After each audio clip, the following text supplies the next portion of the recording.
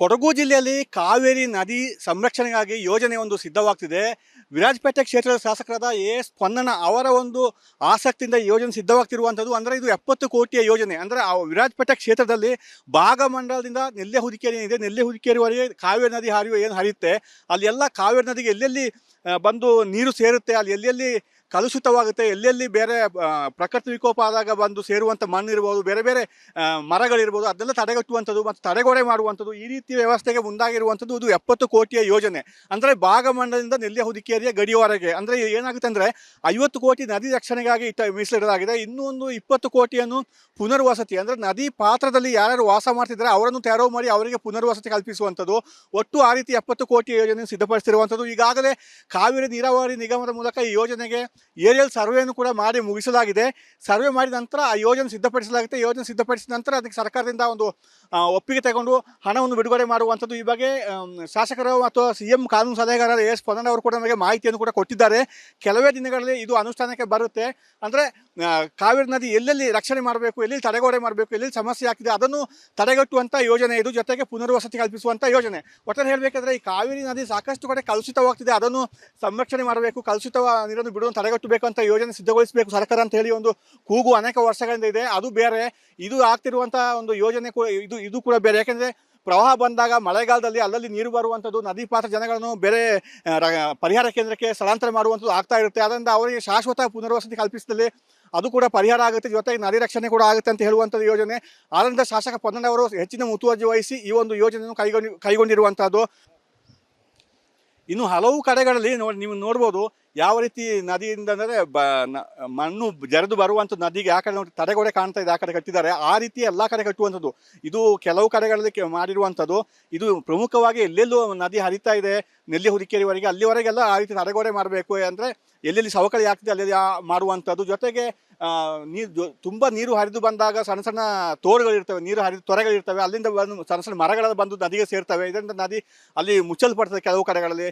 ಅದರಿಂದ ಅದನ್ನೆಲ್ಲ ತೆರವು ಮಾಡಿ ಅದನ್ನ ರಕ್ಷಣೆ ಮಾಡುವಂಥದ್ದು, ಇದಕ್ಕೆಲ್ಲ ಸೇರಿ ಈ ಒಂದು ಯೋಜನೆ ಕೈಗೊಂಡಿರುವಂಥದ್ದು. ಒಟ್ಟಾರೆ ಈಗ ಕಾವೇರಿ ನೀರಾವರಿ ನಿಗಮದವರು ಈಗಾಗಲೇ ಏರಿಯಲ್ ಸರ್ವೆ ಮಾಡಿ ಮುಗಿಸಿದ್ದಾರೆ. ಇನ್ನು ಸರ್ಕಾರಕ್ಕೆ ವರದಿಯನ್ನು ಕೊಡ್ತಾರೆ. ಸರ್ಕಾರಕ್ಕೆ ವರದಿ ಕೊಟ್ಟ ನಂತರ ಅದನ್ನು ಕ್ಯಾಬಿನೆಟ್ಗೆ ತಂದು ನಂತರ ಅನುಷ್ಠಾನಗೊಳ್ಳುತ್ತೆ ಅಂತ ಹೇಳಿ ಶಾಸಕ ಎಸ್ ಪೊನ್ನಣ್ಣ ಅವರು ಮಾಹಿತಿಯನ್ನು ಕೊಟ್ಟಿರುವಂಥದ್ದು. ಕ್ಯಾನ್ ದಿವಾಕರ್ ಜೊತೆ ಅನುಕಾರ್ಯಪ್ಪ, ರಿಪಬ್ಲಿಕ್ ಕನ್ನಡ, ಕೊಡಗು. ಕೊಡಗು ಜಿಲ್ಲೆಯಲ್ಲಿ ಕಾವೇರಿ ನದಿ ಸಂರಕ್ಷಣೆಗಾಗಿ ಯೋಜನೆ ಒಂದು ಸಿದ್ಧವಾಗ್ತಿದೆ.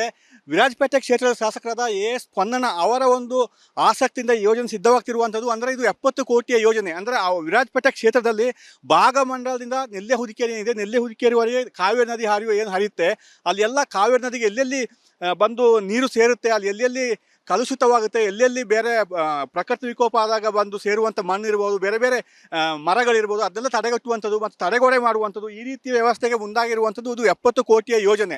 ಅಂದರೆ ಭಾಗಮಂಡಲದಿಂದ ನೆಲ್ಲೆಹುದಿಕೇರಿಯ ಗಡಿಯವರೆಗೆ. ಅಂದರೆ ಏನಾಗುತ್ತೆ ಅಂದರೆ 50 ಕೋಟಿ ನದಿ ರಕ್ಷಣೆಗಾಗಿ ಮೀಸಲಿಡಲಾಗಿದೆ. ಇನ್ನೂ ಒಂದು 20 ಕೋಟಿಯನ್ನು ಪುನರ್ವಸತಿ, ಅಂದರೆ ನದಿ ಪಾತ್ರದಲ್ಲಿ ಯಾರ್ಯಾರು ವಾಸ ಮಾಡ್ತಿದ್ದಾರೆ ಅವರನ್ನು ತೆರವು ಮಾಡಿ ಅವರಿಗೆ ಪುನರ್ವಸತಿ ಕಲ್ಪಿಸುವಂಥದ್ದು. ಒಟ್ಟು ಆ ರೀತಿ 70 ಕೋಟಿ ಯೋಜನೆ ಸಿದ್ಧಪಡಿಸಿರುವಂಥದ್ದು. ಈಗಾಗಲೇ ಕಾವೇರಿ ನೀರಾವರಿ ನಿಗಮದ ಮೂಲಕ ಈ ಯೋಜನೆಗೆ ಏರಿಯಲ್ ಸರ್ವೆಯನ್ನು ಕೂಡ ಮಾಡಿ ಮುಗಿಸಲಾಗಿದೆ. ಸರ್ವೆ ಮಾಡಿದ ನಂತರ ಆ ಯೋಜನೆ ಸಿದ್ಧಪಡಿಸಲಾಗುತ್ತೆ. ಯೋಜನೆ ಸಿದ್ಧಪಡಿಸಿದ ನಂತರ ಅದಕ್ಕೆ ಸರ್ಕಾರದಿಂದ ಒಂದು ಒಪ್ಪಿಗೆ ತಗೊಂಡು ಹಣವನ್ನು ಬಿಡುಗಡೆ ಮಾಡುವಂಥದ್ದು. ಈ ಬಗ್ಗೆ ಶಾಸಕರು ಮತ್ತು CM ಕಾನೂನು ಸಲಹೆಗಾರರು ಎಸ್ ಪೊನ್ನಣ್ಣ ಅವರು ಕೂಡ ನಮಗೆ ಮಾಹಿತಿಯನ್ನು ಕೂಡ ಕೊಟ್ಟಿದ್ದಾರೆ. ಕೆಲವೇ ದಿನಗಳಲ್ಲಿ ಇದು ಅನುಷ್ಠಾನಕ್ಕೆ ಬರುತ್ತೆ.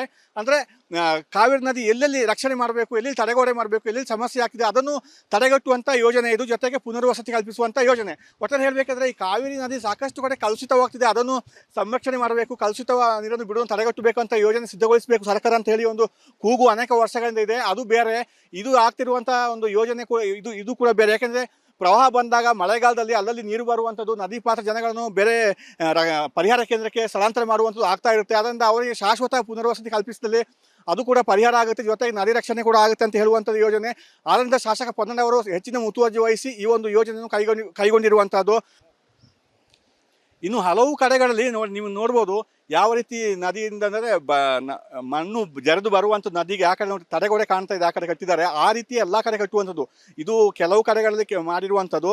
ಇದು ಪ್ರಮುಖವಾಗಿ ಎಲ್ಲೆಲ್ಲೂ ನದಿ ಹರಿತಾ ಇದೆ ನೆಲ್ಲೆಹುದಿಕೇರಿವರೆಗೆ, ಅಲ್ಲಿವರೆಗೆಲ್ಲ ಆ ರೀತಿ ತಡೆಗೋಡೆ ಮಾಡಬೇಕು. ಅಂದರೆ ಎಲ್ಲೆಲ್ಲಿ ಸವಕಳಿ ಆಗ್ತಿದೆ ಅಲ್ಲೆಲ್ಲಿ ಮಾಡುವಂಥದ್ದು. ಜೊತೆಗೆ ತುಂಬ ನೀರು ಹರಿದು ಬಂದಾಗ ಸಣ್ಣ ಸಣ್ಣ ತೋಡುಗಳಿರ್ತವೆ, ನೀರು ಹರಿದು ತೊರೆಗಳಿರ್ತವೆ, ಅಲ್ಲಿಂದ ಬಂದು ಸಣ್ಣ ಸಣ್ಣ ಮರಗಳೆಲ್ಲ ಬಂದು ನದಿಗೆ ಸೇರ್ತವೆ. ಇದರಿಂದ ನದಿ ಅಲ್ಲಿ ಮುಚ್ಚಲ್ಪಡ್ತದೆ ಕೆಲವು ಕಡೆಗಳಲ್ಲಿ.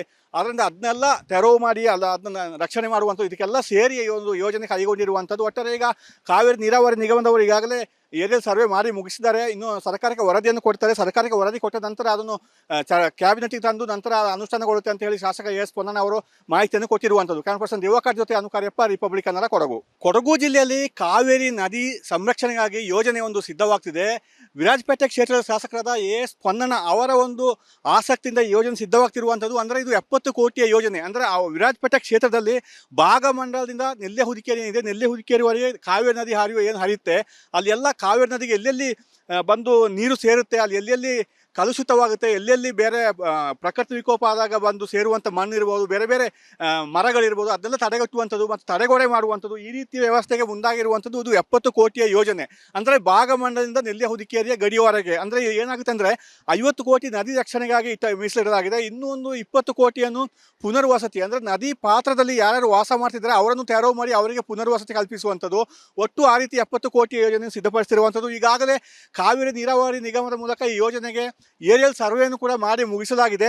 ಸರ್ವೆ ಮಾಡಿದ ನಂತರ ಆ ಯೋಜನೆ ಸಿದ್ಧಪಡಿಸಲಾಗುತ್ತೆ. ಯೋಜನೆ ಸಿದ್ಧಪಡಿಸಿದ ನಂತರ ಅದಕ್ಕೆ ಸರ್ಕಾರದಿಂದ ಒಂದು ಒಪ್ಪಿಗೆ ತಗೊಂಡು ಹಣವನ್ನು ಬಿಡುಗಡೆ ಮಾಡುವಂಥದ್ದು. ಈ ಬಗ್ಗೆ ಶಾಸಕರು ಮತ್ತು CM ಕಾನೂನು ಸಲಹೆಗಾರರ ಎಸ್ ಪೊನ್ನಣ್ಣ ಅವರು ಕೂಡ ನಮಗೆ ಮಾಹಿತಿಯನ್ನು ಕೂಡ ಕೊಟ್ಟಿದ್ದಾರೆ. ಕೆಲವೇ ದಿನಗಳಲ್ಲಿ ಇದು ಅನುಷ್ಠಾನಕ್ಕೆ ಬರುತ್ತೆ. ಅಂದರೆ ಕಾವೇರಿ ನದಿ ಎಲ್ಲೆಲ್ಲಿ ರಕ್ಷಣೆ ಮಾಡಬೇಕು, ಎಲ್ಲಿ ತಡೆಗೋಡೆ ಮಾಡಬೇಕು, ಎಲ್ಲಿ ಸಮಸ್ಯೆ ಆಗ್ತಿದೆ ಅದನ್ನು ತಡೆಗಟ್ಟುವಂಥ ಯೋಜನೆ ಇದು. ಜೊತೆಗೆ ಪುನರ್ವಸತಿ ಕಲ್ಪಿಸುವಂಥ ಯೋಜನೆ. ಒಟ್ಟಾರೆ ಹೇಳಬೇಕಾದ್ರೆ ಈ ಕಾವೇರಿ ನದಿ ಸಾಕಷ್ಟು ಕಡೆ ಕಲುಷಿತವಾಗ್ತಿದೆ, ಅದನ್ನು ಸಂರಕ್ಷಣೆ ಮಾಡಬೇಕು, ಕಲುಷಿತ ನೀರನ್ನು ಬಿಡುವನ್ನು ತಡೆಗಟ್ಟಬೇಕು ಅಂತ ಯೋಜನೆ ಸಿದ್ಧಗೊಳಿಸಬೇಕು ಸರ್ಕಾರ ಅಂತ ಹೇಳಿ ಒಂದು ಕೂಗು ಅನೇಕ ವರ್ಷಗಳಿಂದ ಇದೆ. ಅದು ಬೇರೆ, ಇದು ಆಗ್ತಿರುವಂಥ ಒಂದು ಯೋಜನೆ ಕೂಡ ಇದು ಕೂಡ ಬೇರೆ. ಯಾಕೆಂದರೆ ಪ್ರವಾಹ ಬಂದಾಗ ಮಳೆಗಾಲದಲ್ಲಿ ಅಲ್ಲಲ್ಲಿ ನೀರು ಬರುವಂಥದ್ದು, ನದಿ ಪಾತ್ರ ಜನಗಳನ್ನು ಬೇರೆ ಪರಿಹಾರ ಕೇಂದ್ರಕ್ಕೆ ಸ್ಥಳಾಂತರ ಮಾಡುವಂಥದ್ದು ಆಗ್ತಾ ಇರುತ್ತೆ. ಅದರಿಂದ ಅವರಿಗೆ ಶಾಶ್ವತ ಪುನರ್ವಸತಿ ಕಲ್ಪಿಸಿದಲ್ಲಿ ಅದು ಕೂಡ ಪರಿಹಾರ ಆಗುತ್ತೆ, ಜೊತೆಗೆ ನದಿ ರಕ್ಷಣೆ ಕೂಡ ಆಗುತ್ತೆ ಅಂತ ಹೇಳುವಂಥದ್ದು ಯೋಜನೆ. ಆದ್ದರಿಂದ ಶಾಸಕ ಪೊನ್ನಣ್ಣ ಅವರು ಹೆಚ್ಚಿನ ಮುತುವರ್ಜಿ ವಹಿಸಿ ಈ ಒಂದು ಯೋಜನೆಯನ್ನು ಕೈಗೊಂಡಿರುವಂಥದ್ದು. ಇನ್ನು ಹಲವು ಕಡೆಗಳಲ್ಲಿ ನೀವು ನೋಡ್ಬೋದು ಯಾವ ರೀತಿ ನದಿಯಿಂದ ಅಂದರೆ ಮಣ್ಣು ಜರಿದು ಬರುವಂಥ ನದಿಗೆ ಆ ಕಡೆ ನೋಡಿ ತಡೆಗೋಡೆ ಕಾಣ್ತಾ ಇದೆ, ಆ ಕಡೆ ಕಟ್ಟಿದ್ದಾರೆ. ಆ ರೀತಿ ಎಲ್ಲ ಕಡೆ ಕಟ್ಟುವಂಥದ್ದು.